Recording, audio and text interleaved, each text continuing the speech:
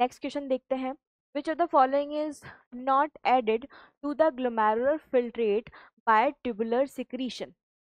अब इसने बोला है कि ट्यूबुलर सिक्रीशन के अंदर कौन ग्लोमेरुलर फिल्ट्रेट में ऐड नहीं करा जाता। जैसे ट्यूबुलर सिक्रीशन की मैं बात करूं तो ये हमारी ट्यूब्यूल है, मान लीजिए ये क्या है, ये हमारी ट्यूब्यूल है, this is tubule, renal tubule बोल लीजिए, renal tubule.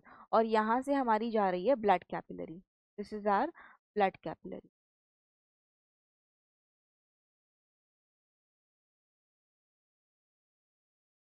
Renal tubule and blood capillary.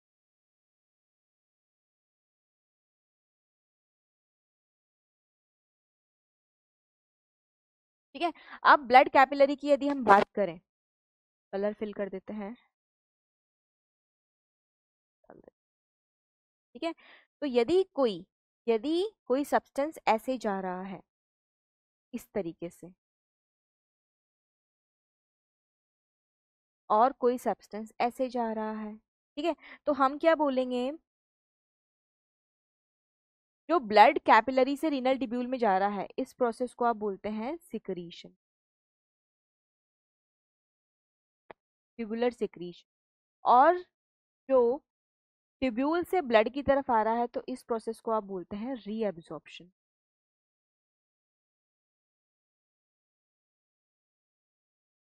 ठीक है। तो अब ये पूछ रहा है कि इनमें से कौन सा ऐसा सब्सटेंस है which is not added to the glomerular filtrate by tubular secretion, मतलब जिसका सिंपली ट्यूबुलर सिक्रीशन नहीं हो रहा है। तो अमोनिया का तो होता है कि नहीं होता, होता है।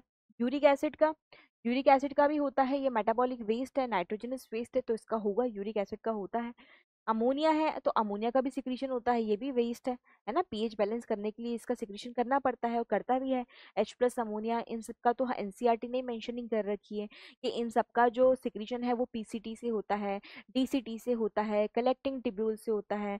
ठीक है। इनका सिक्रीशन तीनों से ही हो रहा है, किसे, पीसीटी से भी हो रहा है, टीसीटी से भी हो रहा है, और कलेक्टिंग डक्ट से भी हो रहा है। और यूरिक एसिड क्योंकि नाइट्रोजनस वेस्ट है तो इसका सिक्रीशन भी होगा ही होगा, है ना।